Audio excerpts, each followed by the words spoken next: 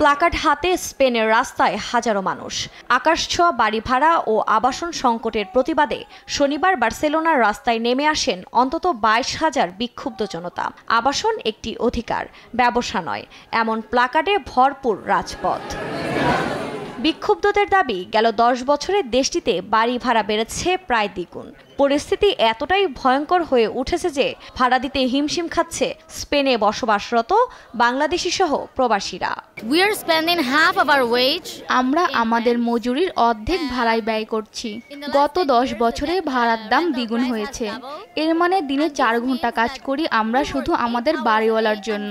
আমরা রাজনীতিবিদদের কঠোর ব্যবস্থা নেওয়ার জন্য বোঝানোর চেষ্টা করছি, তবে যদি তারা ভাড়া না কমায় আমরা বিক্ষোভ বন্ধ করব না।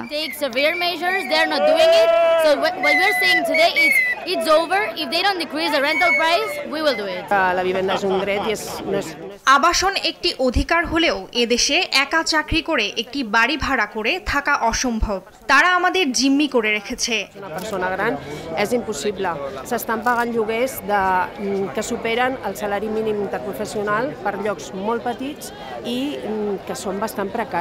এত বেশি বাড়ি ভাড়াকে অপমানজনকও বলছেন কেউ কেউ। বার্সেলোনায় বাড়ি ভাড়া সত্যি অপমানজনক। আপনি একজন শ্রমিকের বেতন দিয়ে এখানে বাড়ি ভাড়া নিয়ে থাকতে পারবেন না।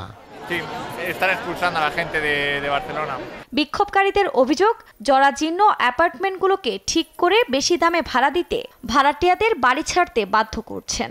এ পরিস্থিতির জন্য পর্যটক আনাগোনাকেও দায়ী করেন অনেকে। তাদের মতে, বাড়ির মালিকরা পর্যটকদের অল্প সময়ের জন্য বেশি টাকায় বাসা ভাড়া দেন। এতে ভুগছেন সাধারণ মানুষ। আবাসন নিয়ে ক্রমবর্ধমান অসন্তোষ স্পেনের শাসক সমাজতান্ত্রিক দলের ওপর চাপ সৃষ্টি করছে বলেও মত অনেকের।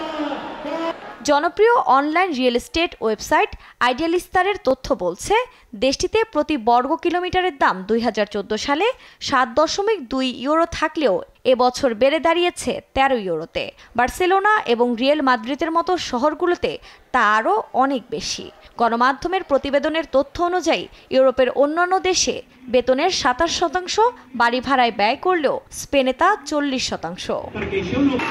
আফরিন মৌ, নিউজ ডেস্ক, দেশ টিভি।